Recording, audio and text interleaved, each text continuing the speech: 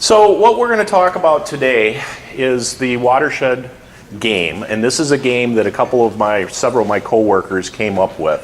They found themselves out on a big boat on Lake Superior with a big white sheet trying to draw a diagram of the lake and put land uses on it and things like that, and it was windy and it just wasn't working out well. So they eventually evolved it into, we have 3 versions of the Watershed Game. And actually I should probably give you this handout right now. No, I'm going to wait until we come back, because otherwise you'll sit and read it now. There's 3 versions. There's the stream version, there's a lake version, and there's a big river version. And they flow into one another.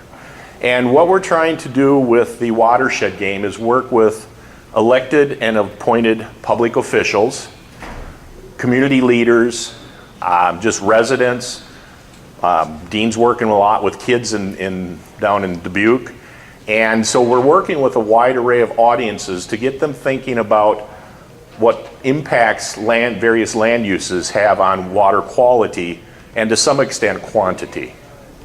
Because all of the land uses have some impacts on it, and we all have an impact on it too. So we want people to not only personalize it from their own perspective that they have an impact, but we also want them to be thinking about various land uses that they may not be associated with. So on the game board we have up here, we have residential land use, a farmland land use, forest, and city. And often what people do is they think about, well, it's the farmer's fault. That's why we've got problems with phosphorus or sediment or something like that. What we do with the Watershed Game is we want them to maybe get out of their comfort zone and have some residential people represent the farmland land use on this and start thinking about what farmers do and why they might do that. And then what best management practices they can purchase as a farmer to start mitigating the negative impacts that we see from these land uses. And so we really are trying to educate a wide array of audiences about watershed dynamics, land uses, best management practices, and then what role policies can play in all of this as well. And so what we're going to do today when we get started is we're going to play 2 versions of the Watershed Game. We're going to keep some of you in this room, and when some of us are going to go down into the atrium down the end of the hallway here. And what we're going to do is have each of you, probably 3 people per land use, you're going to represent that land use. And we're going to play 3 rounds of the game, hopefully within about an hour. And with each round, you are going to, in your team, say representing the forest here, you're going to look at the land uses, the negative impacts associated with the land use that's on the game board, and then you're going to buy some best management practices through 3 rounds to try to mitigate the impacts of that land use on the water quality. Luckily, you get some money to buy these best management practices, and it's chocolate. So, now, just because you don't spend all of your money during the game doesn't mean you get to keep all of that chocolate, but we will distribute it. But don't shy away from not buying best management practices because you think you get to keep the chocolates, okay? I bet you do with 6th graders, yes. So, please spend it all. You'll still get the chocolate at the end of the game. And then what we're going to do is once the game is over, we're going to have you all come back into the room here for another well, I know we're short on time today. How are we doing for time, by the way? It's 3:25. Okay, so we've got about an hour left to go. Yeah, we'll come back into this room for say 10 or 15 or 5 or 10 minutes after we played the game, and then talk a little bit about what did you see, what knowledge did you gain, how might you apply this in your own community with your own group and things like that. So, how many people do we have? Would you mind counting? And then Dean, do you want to get up and say a few words about yourself? And well, I don't know if everyone was in here when I did my last presentation, but I work for the City of Dubuque Engineering Department.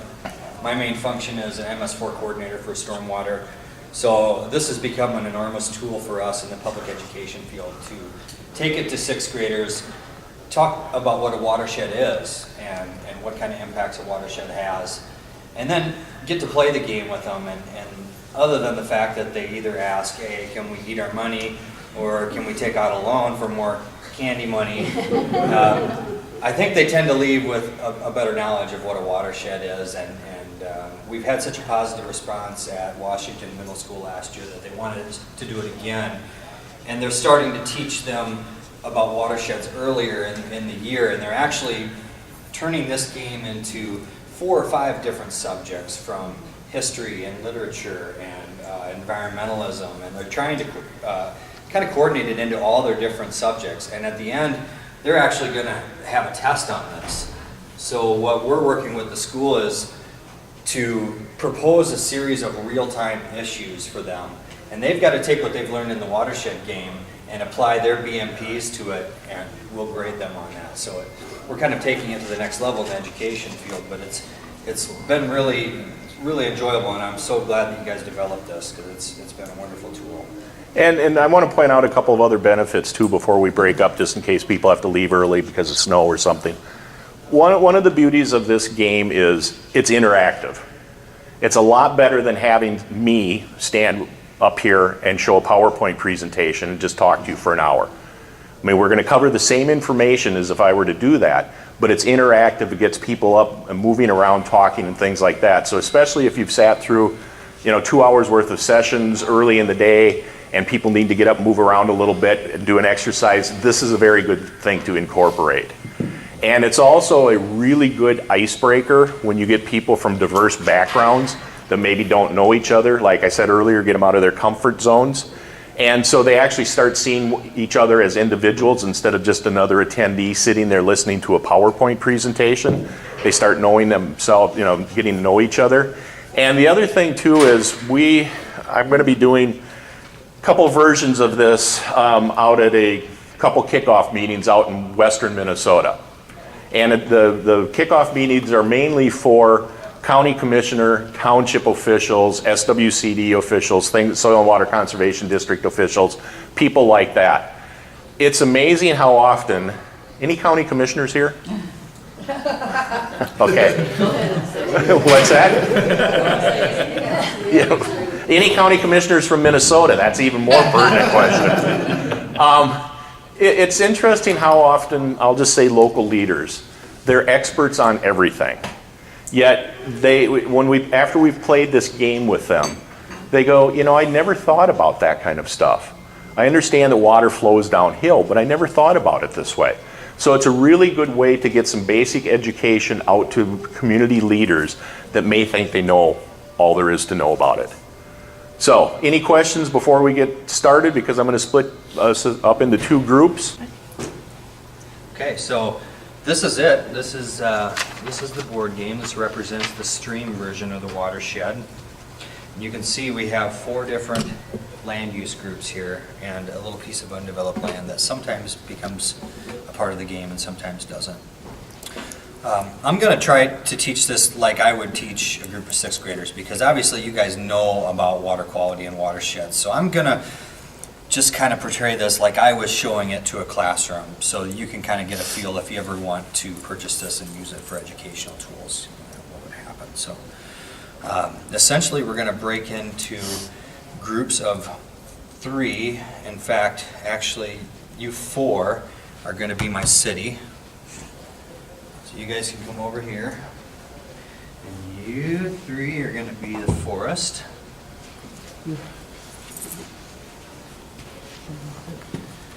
And you 3 are going to be farmland. And the rest of you are going to be residential.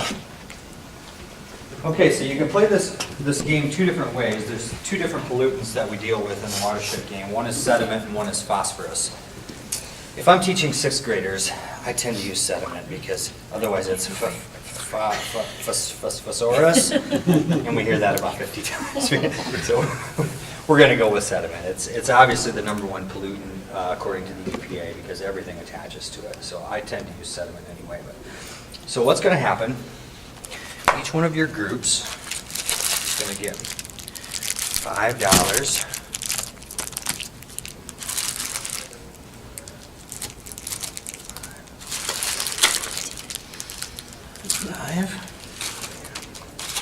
And 5. Okay, these are your money. So the game consists of 3 rounds. And what's going on here is the EPA has come to our little watershed and say, hey, you've got a sediment problem here. And you've got a sediment load of 205. We'll just call it tons for the sake of the game. Now the EPA is going to fine us if we don't get our goal to 75, so if we don't reduce that sediment amount loading from 205 to 75. So the game consists of 3 rounds.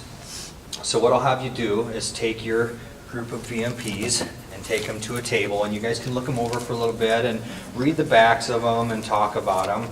You can take your money along too. It's going to be 3 rounds, and each round you have to pick 1 practice to implement. Okay, you can see some of these only cost 1 point, which is nice, but they only reduce sediment by 5 points. Others cost 3 and we'll reduce it by 15, but you kind of have to start to plan right away because you only have $5. Okay, so go ahead and get into groups and you can start to look over, and when you're all ready and you've had your first BMP chosen, we'll come up and we'll play round 1, okay? I'm sorry, what's BMP? Oh, I'm sorry. BMP is best management practice. Okay. So each one of those circles represents a project that you're going to do to increase water flow. Or do you want to sit down? That's fine. You want to sit here? So what is our goal to get? Get rid of the most sediment and least cost, right? Yeah. So there's got to be just a cost per point. Yeah, so you don't even have to look at the phosphorus number, you can just look at the cost of the sediment. Yeah, that'll make it easier. So No, we don't trust them. It's those forests over that we. So this is better than this, right? 205 to 77. You get 10 get rid of 10 sediment points. And there's just something on the back about what the incentives Oh, are. yeah, okay. It would be 20 sediment. Policies and programs that provide financial incentives to homeowners to reduce their impervious surface and capture surface runoff. Outcome encourages and rewards the adoption and use of practices that reduce stormwater. Okay, we need to start round 1 fairly soon, so if you want to pick your first practice, come on up. Community, do education, make it a family. All right. So what we're going to do, you'll notice that each of your BMPs that you're going to be implementing will overlay right over a piece of the map. Okay, so we're just going to go around, and one of your members of your group, you guys can elect that yourself, will tell us about the BMP you chose and why. You can read the back out loud if you'd like to. So we're going to start with the residential group. Who's my residential group? You Oh, guys? right here. Well, one had 0 cost at all, and you got a 5-point return. And that was, during development, clear only those trees that are needed for roads and homes and leave mature trees. So we thought for sure we would encourage that and do that. Maybe that's an ordinance or something, we don't know, but it didn't cost us anything, so we Right. did that one. And then we No, you only choose one for round 1. So Oh, okay. We didn't spend anything. if you want to save that one for when you're out of money, that might be a good idea. Oh, you want to do that when we're out of money? Sure. All right, then we want to go with this one? Support Yeah. the things to come. Okay, well, we were going to work on stabilizing and revegetating the shorelines. Okay. It's a 20-point return for a $3 cost, and it just reestablishes perennial plants along streams, lakes, and wetlands. And we thought this would be a great way, as we're doing this, to educate the whole community about it, bringing them together. Some of it could be done volunteer, wise or whatever. A lot of it is going to have to be probably, help of experts and all that kind of stuff, but it seemed like a good return on the Sure. investment. Okay, Point so- value per Per cost It was costs pretty you, high. yeah, it costs yeah. you 3 of your candies. Do you Yes, have right. Up those? to $3. Now you can see that vegetation, or that shoreline was all eroded away. Now we got some pretty perennial plants in there. Now, someone from your group can reduce your 50 number by 20, and we'll go to the farmland. What did you guys pick? We farmers decided to go with practice conservation tillage. We're going to reduce tillage, so we're not going to plow, and we're going to leave crop residues, which they refer to as no-till. And we're hoping that that will reduce soil loss by preventing and minimizing runoff and erosion. It's a low cost, it's only 1, and it's 15 points of sediment, so we thought that would be a good place to start. All right. residue was that? How much residue are we going to leave behind? I didn't know if it said it or not. I know it doesn't say. Okay. Don't ask us hard questions. And we just spent 1 Yeah, and you're reducing by 15, so go Yeah, ahead and because we subtract. bought your a total. plan, so we're hoping that the plan's gonna tell us what we got going. Oh, yeah, maybe. And how to spend the rest of it. How about the forest group? What did you guys pick this round? No, it's not helpful at all. We did the prevent harvest. Just like the government. On critical slopes, just because the cost was only 2 and it had a 15-point sediment. This would help prevent any erosion on the slopes, and in general it helps sediment. So that's why we kind of went with that. Okay. And it looks like, where's that? Covered up this.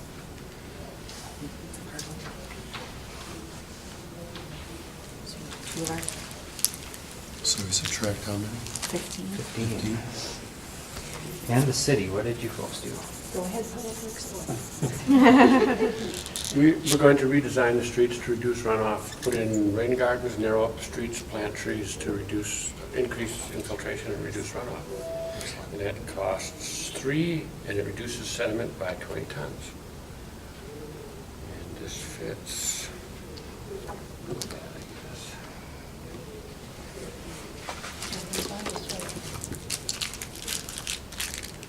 Then change And then you're down to,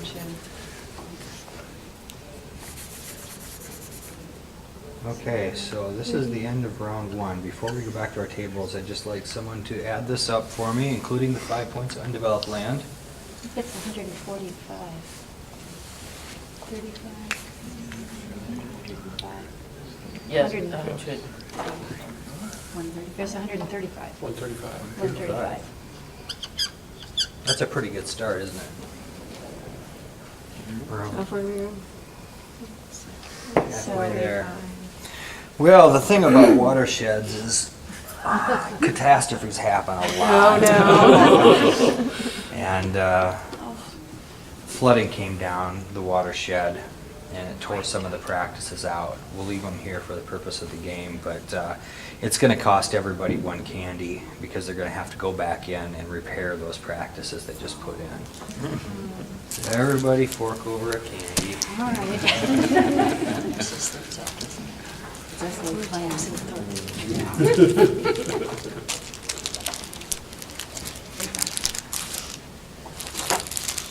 The good news is the local government saw those of you that purchased a plan and thought that that was a great idea because a plan is a wonderful roadmap to get you from point A to point B and help you to implement your practices. So who purchased the plans? Yes! Reward you with a candy. All right, so let's go on to round 2 and see how we fare. I know that took a hit on everybody. I know, you gotta trust the government, see? We can't put it on, sure. Okay, we're going to start with the forest group this time. What did you guys choose for this round? We did timed harvest for minimal impact, where we're harvesting when the soils are frozen or in dry conditions to prevent damage to the soil. And the outcome is that it prevents pollution from erosion and sedimentation and protects soil structure. And it was just 1 candy for 10 points of sediment. Okay.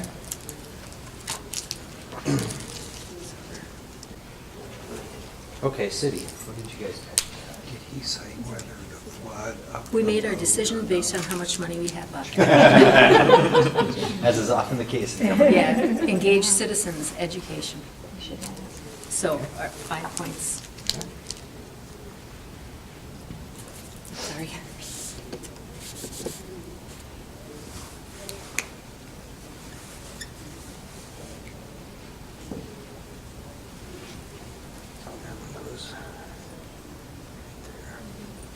Okay, residential. First of all, the videographer had a good question. I wondered, when you announced the flood, did that change the load any, the load reduction? No, it didn't, but there are scenarios that we can pick as administrators of the game that would do that. I'm just being nice. Oh, okay. And that's the beauty about this game, when it changes a little bit each time. The goal of it is always the same. It's in the end, you're working together to try and achieve this goal, even though you're separate partners. But yeah, we've got a whole list of bad and good things that can happen. And we just kind of, Eric and I, when we go to schools to play this game, we just kind of, we're on a wing and a prayer a little bit. We kind of see how the kids are and how they're acting, and you know, if they need a little bit of encouragement, we may help them out, or you know, and so it kind of varies each time. Inevitably, someone runs out of money and asks if they can loan some or borrow. Okay. So we're hedging our bets that something good might happen before the next round and saving our money. And so we chose something that costs zero, which is minimize clearing. During development, clear only those trees needed for roads and homes and leave the mature trees. Maintaining more mature trees and shrubs reduces the amount of runoff that can lead to less erosion and pollution.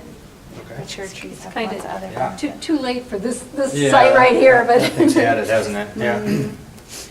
And I love the 0 point ones when working with kids, because it's so easy to say, you know, how much money does it cost to not tear down a tree or not grade your whole land? It doesn't cost anything. So that really kind of hits it home for the kids. They start really thinking about what they're spending their money on. So you reduced by 5 there. It's over there. The eraser. The eraser. Oh. So we're at 20. Yeah, I forget. Most kids just use their fingers. Yeah, the best group of 6th graders I've ever had.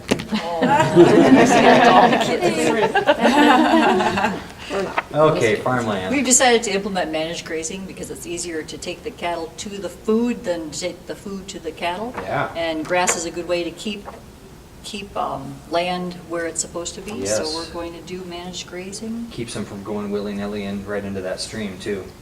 And that's it, All right. reduced by 15. And you reduced by 15? Yes. So we're down to 100 points at the end of this round. We still have 25 to go, don't we? How much money does each group have, by the way? One. We have one. Everyone has one except for one group that has 0. But we're not going to put in a toll system to get into town, so. No, I wouldn't ask you to do that. Okay, so this round, I'm going to do something interesting. Those of you that purchase plans, you've just been awarded some grant dollars that your plan outlined. And everybody knows to get grant dollars, you have to have a plan. So who are my two? Okay. The thing about this plan is, this is a partnership plan that you've received grant dollars for. So your goal for round 3 is to combine your money with a group that didn't have a plan to come up with one practice that may help, as opposed to each of you doing as a very small practice with little money. So they get an extra. So we can look at their. You want to work with us? Yep. Yep. So you guys, between the two groups, can Pick the best practice. You can each pick one if you've got enough money, but if you can combine your money to pick one practice that's going to do you better, you go ahead. So we get this group that has 0. Yeah, but we're not going to pay it. But do you have a good practice? All we have is a practice that's 10, so if you can top this. Bring water 20. Yeah, maybe you guys can go over to their table Yeah, see and what look you at your have. practice. See what they Well, we have. can share. There's 3 rounds and we got. We have just one more round, right?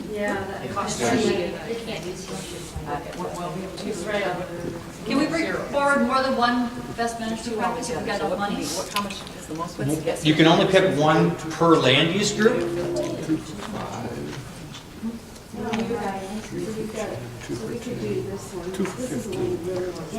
Yeah, so we should do this one. And then we can also do 1 for 10 and give a 0 for 5. I'm going to argue for the one that We can get any zeros. Oh, that's 2. Oh, instead of But we could do 2 for 15, and they could do 0 for 5, and get 20 altogether. Otherwise, oh, well, it's the same. The most we can get is 20, so. Pick what you want. You know, your man. Okay, come on up. Okay, let's start with farmland this time. Okay.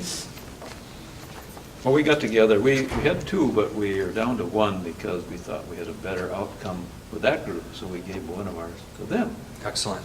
And so we decided to go with alternative cropping system, plant alternative crops, cover crops, catch crops, or green manure crops that reduces nutrient movement and increases crop residue, resulting in lower pollution from fields.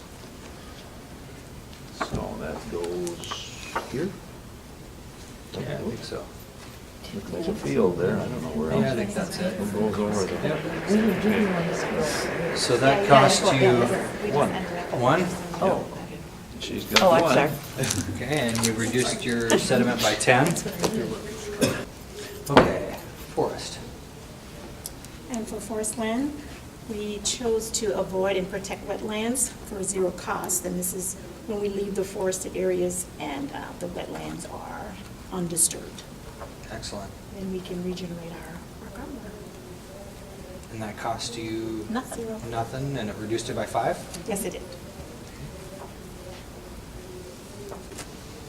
10 points. How about the city? What did we do? Did you have a question? You're right. So 20's do right, you 'cause we reduce took off both? 5, didn't we? Yeah. No, she made a mistake. Oh. Water, wetlands, you Got it. did. Yeah, you were right, it was just Yep. down to It's 20. 20. Down to 20. And then we also bought that other one. Do we have it, or? Purchased one for the city? Create bioretention basin for the city. Okay. Basically build rain gardens with native perennials, plants, and designated soils that capture stormwater runoff from the streets and parking lots. Excellent. And that cost us 2, and we got 15.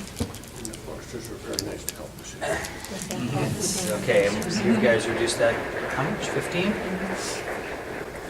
Last but not least, our residential. Yes, we picked erosion and control at construction sites. Requirement, it got us 15 points and it only cost $2. All right. So it And was we with were the help of gracious our- help our of friends. yes, of the farmland team. Okay. City and farm working together. Working Yeah. So together. that takes and residential down to planning. 10. Right. I'll be a 6th grader, how's that? Hey, we did it. Yay! We met the EPA's goal, and not only that, but you reduced it by 20 points less. So do you think you could have done that, A, without a plan, No. No, definitely couldn't have. or without the grant dollars in partnership? We could have done without the grant at all. Yeah. Yeah. You think there would have been enough? Yep. Yeah. Now, had you chose not to do a partnership, I would have been mean and I would have developed this land here. I would have added 25 points of sediment to it. Big bad developer. You can see as the administrator, you can Uh-huh. have a little bit of fun with people. But the overall goal, obviously, is to start to learn that you may be one entity within this watershed, but you're really working as a large group to reach your goals. So partnerships are obviously the way to go and working together. So.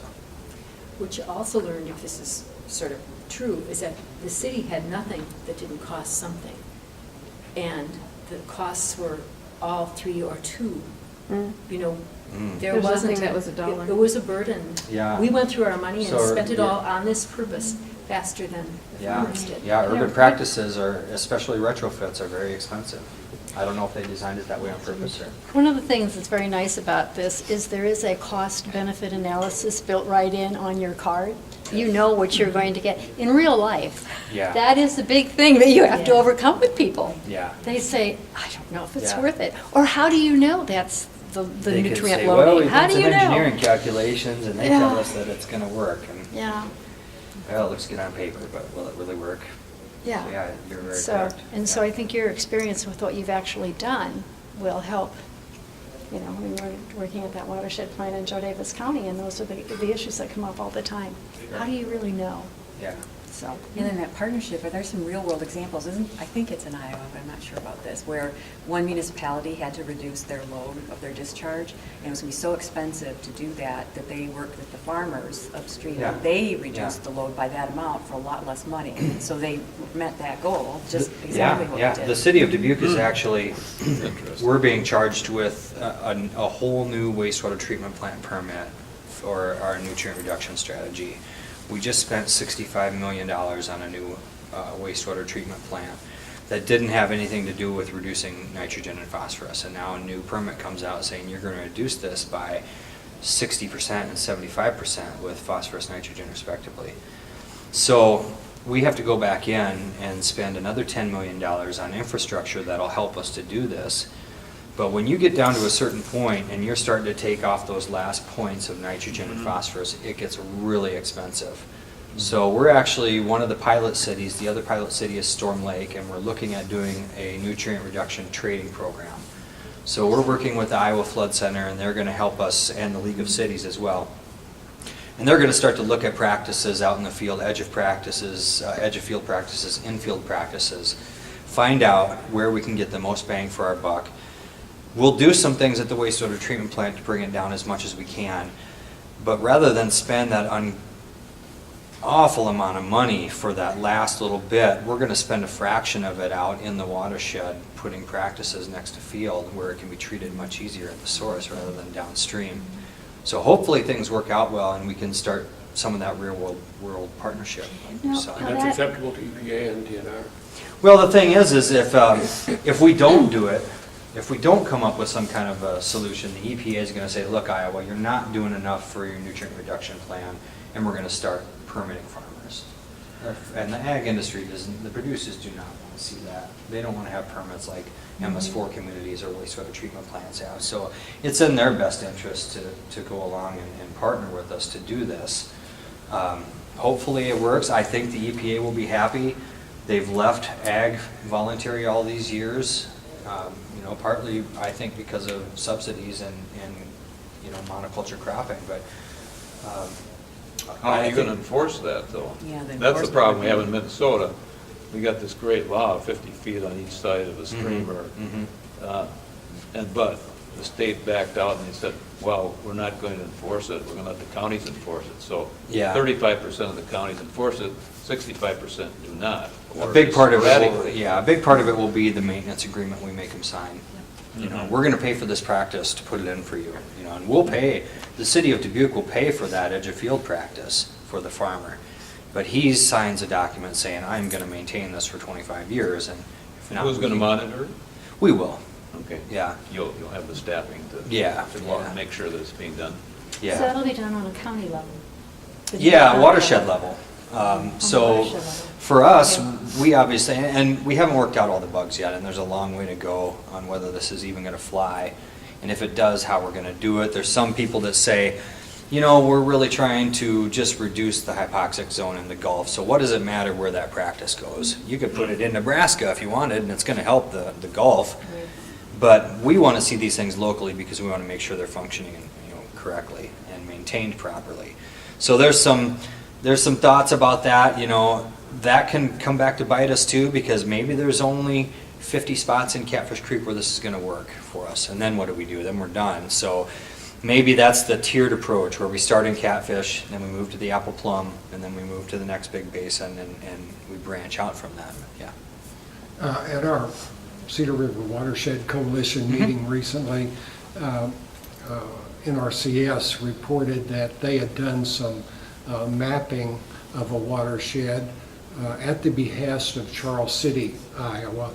And the idea is that they were mapping to see which practices would be best suited to a particular area. And then Charles City would, in effect, pay the farmer or the Soil and Water Conservation District to implement those practices instead of having to do what you all are doing and build this water purification facility or stormwater. So facility. in lieu of their... Yeah, in lieu Yeah. of, yeah. Because in the end, aren't they just, they want the water quality to be X, or Yeah. meet those standards, and if whatever Yeah. you did to get it there, Yeah, they'll be happy, won't they? exactly. MS4 stands for Municipal Separate Storm Sewer System. Thank you. And I think Wisconsin's a little bit ahead of the game, because right now, UW Extension is going to basically all the little communities and saying, okay, here's your community, here's your watershed, here are the farmers you need to work with. You can do adaptive management, you can do trading, or you can upgrade your wastewater treatment plant. So Yeah. it's down to the little towns now Yeah, in Wisconsin. yeah. And so It's- everybody, it's you're gonna lucky you're happen now. downstream. Yeah, it's gonna Because happen it's all the cities over. that are upstream, we've got little communities that are at the, at the top, at the headwaters, and there's no upstream for them. So Yeah. Yeah. So that if they work with another community downstream, they can work together. So it's Yeah. not You even mean just in working with the trading? farmers.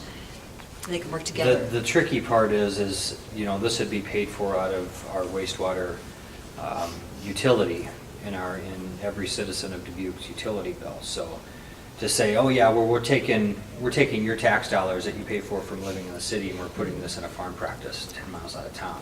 Yep. Well, they're going to say, no way are you going to do that. And then we're going to say, okay, well, we're going to have to increase your tax by 50-fold to pay for this new upgrade. And they're going to say, well, let's go out and farm and do it. So, Are you seeing more finger pointing because of that? Because it does tend to point the fingers at the farmers No. because they're the ones who are having Other than to the- make the changes? no, not at all, because, not from my perspective, because so much of my job is water quality monitoring. I see the nitrogen in the urban streams, you know. It's a problem all over. To me, there's no finger pointing. I'd much rather go to a farmer and say, look, you know, farming equipment has come, you know, so far in the past 50 years, and everyone's got GPS units on there. They know how much nitrogen they're putting in specific areas. If we can work with them and say, you're obviously losing some nitrogen here because it's hitting our receiving stream. So let's work together and figure out how we can reduce that. And you're going to save money, you know. And I think that's the approach that we really need to take, is that core middle ground that we can all hit together.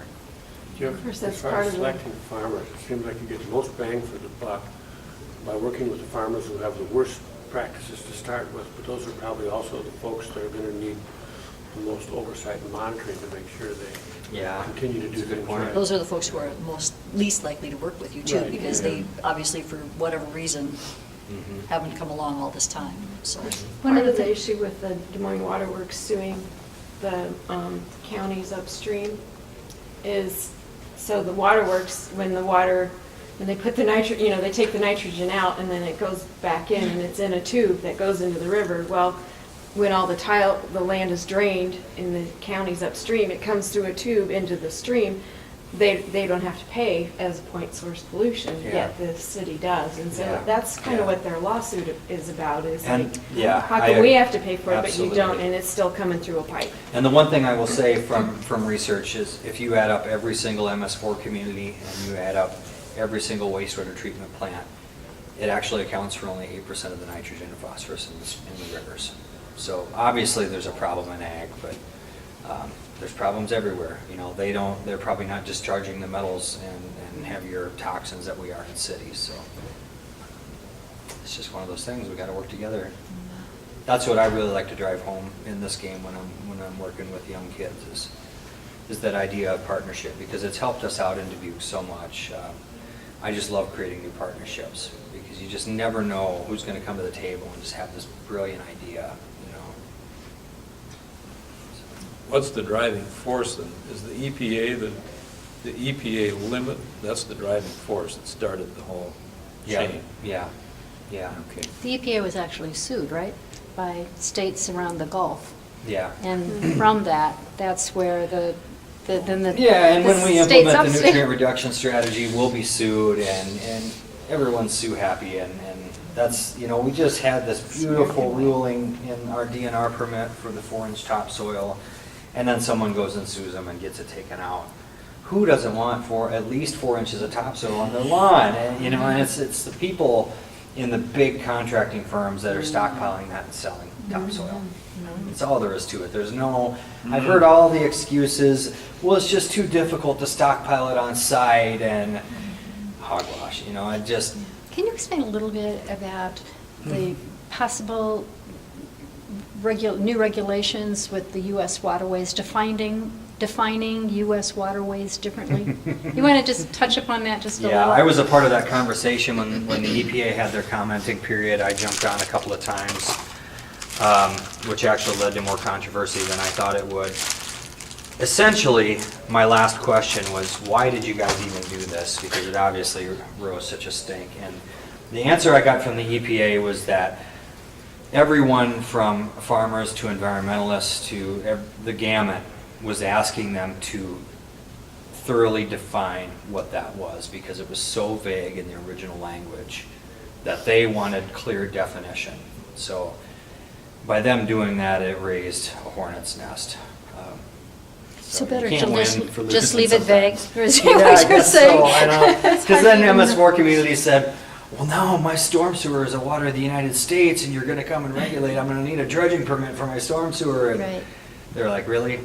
Yeah. Oh, well, we're having So- farmers saying, oh, that puddle that gets your yard. during, in our Yeah. yard when there's a And- storm, that's going to be US waterway and it's going to be regulated. And this is- Really? This yeah. is what we're hearing. And this is people just freaking out because everyone is weary of the federal government when they change a law. They think that there's some ulterior motive. And sometimes there probably is, but in this case, I don't think there So was. do you think then it's not going to be defined differently, or it is being defined differently, It but did it's not get going to defined have a different. lot of regulatory? Yeah, it did get defined differently, and I honestly don't think there's going to be any additional regulation because of it. I Oh. think they were just trying to clear up their statement based Okay. on input. Well, good. One of the things that strikes me about the business with volunteer versus regulatory stuff, the big corporate interests always seem to get their way. The contractors and developers, get this vagueness. We have this vagueness in our, in our ag approach, voluntary, required but voluntary or something like that, which sounds kind of silly.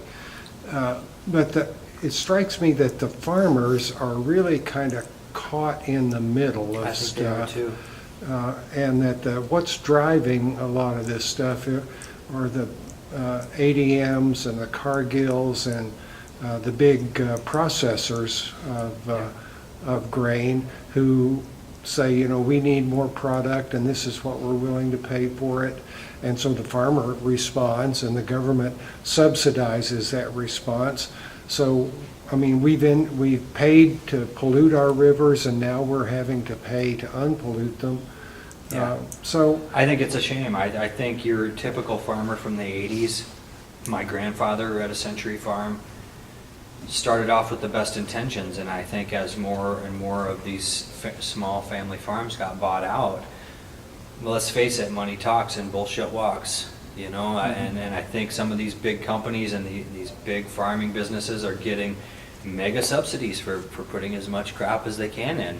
So the small farmer has to go to Monsanto, those type of seeds, to get as much yield as they can so that they can make ends meet. And I think it's a shame. I really do think most of them have the greatest of intentions, and that's what they've always known, being a farmer, and I think somehow they've got blindsided by their government a little bit. One of the things we've been hearing in our area is that there are a lot of people who have come in and they've bought farmland, but then it's other farmers who are putting the crops in and so on. And so, sometimes it's just that the person who actually owns the farm is not interested in conservation practices. Sometimes the owner maybe is and doesn't think that the rental farmer is. It's a real problem in Joe Davis County. Yeah. So, I wanted to ask about the monitoring, because another thing we've heard in Davis County, some of the farmers saying, well, I really don't know how much is running off my land. Yeah. But they don't want regulators coming in and testing. Right. So I'm wondering, with your volunteer monitoring, do you have a relationship with the farmers where they want to know? Are you able to tell them? Yeah, Like I'm you said, actually sitting some- on the Watershed Planning and Advisory Council, which was created the same time Watershed Management Authority boards were created. And a lot of producers, the head of the Soybean Association, corn growing producers, all of these people are sitting at the table. And I know the Soybean Association has already started monitoring pipes Okay. because they want to know. And like They you said, have it a can vested reduce their interest here costs. because Yeah. they absolutely don't want an MS4 permit for their non-point source pollution. That would be end of game for them. And if they So- can put less fertilizer on it, Yeah. they are actually, could save money in this. Exactly. They know. Yeah, so I see a lot of them coming to the table now for good things. If we wanted to encourage our counties to do this type of thing, what would be the driver to a county as far as regulation? They're not really, they don't really have the skin in the game. Stormwater management. Yeah, I mean, the proof's in the pudding. If you've got farming above a city, or in our case in Dubuque County, Piasta was flooding out some farm ground. So it's vice versa too. They saw the need to adopt this ordinance, the city of Piasta, right away too, and So look at your county and see if there's problems there. You know, if it's worth it, start having public meetings, talk about it. For us, like bridges and roads getting washed out, just the infrastructure costs. Well, our fearless leader has come back, so. And before I forget, a couple people have already asked me about it too, about, you know, taking the Watershed game out to their clients or getting a copy of the game and using it. We do have a training coming up in St. Paul for you to be trained in to use the Watershed game.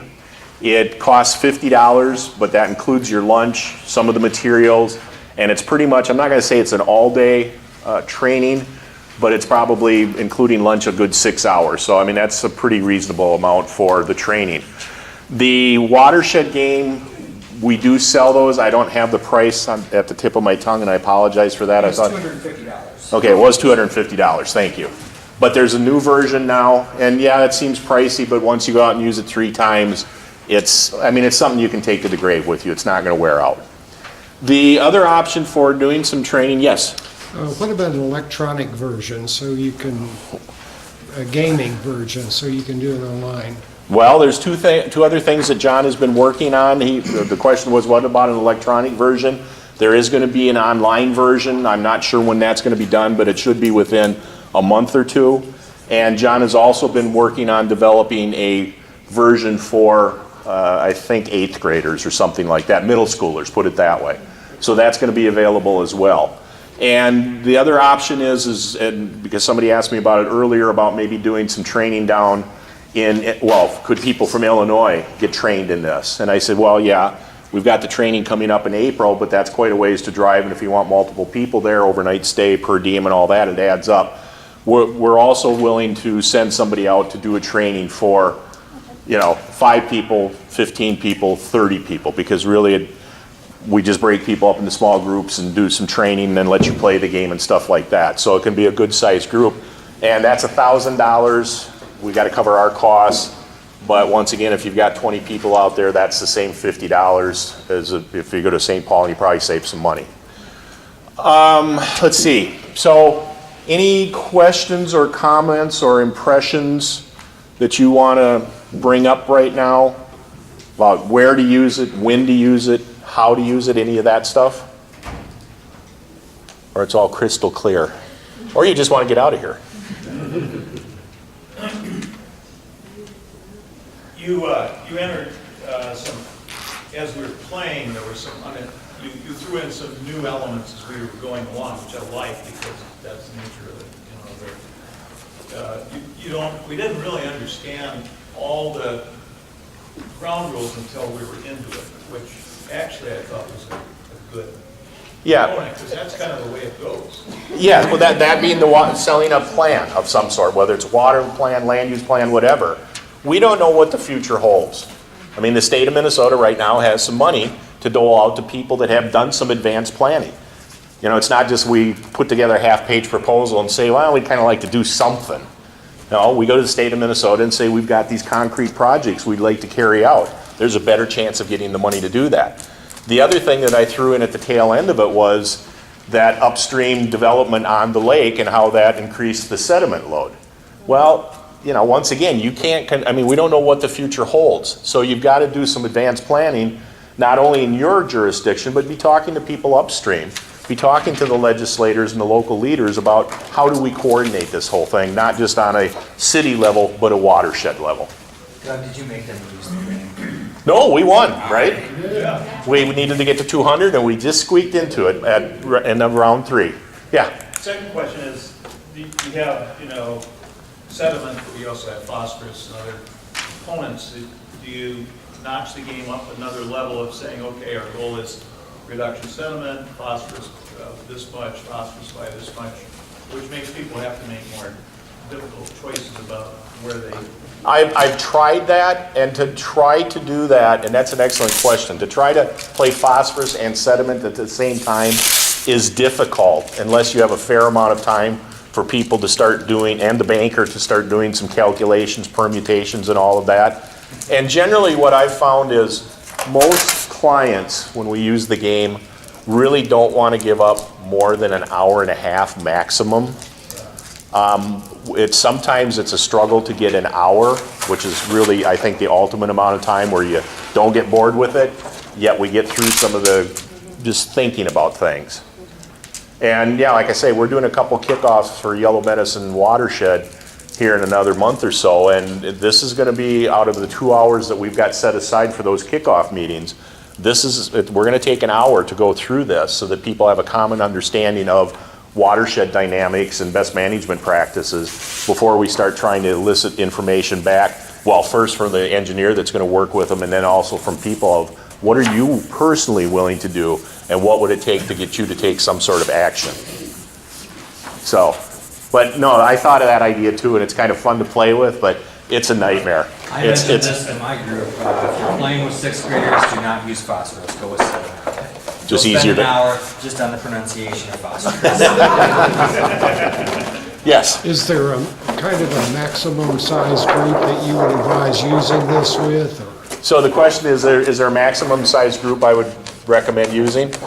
I would say 5 is the maximum number of people per land use, because partly you get too many side conversations because people are so spread out from the land use that they don't feel like they're part of the group. And I mean, just distance wise, it's tough. To me, 3 is probably the optimum number because it's easier to get 3 people around that table. I've done it with like 6 or 7. It doesn't work well. We had groups today of 2, and I think it worked relatively well.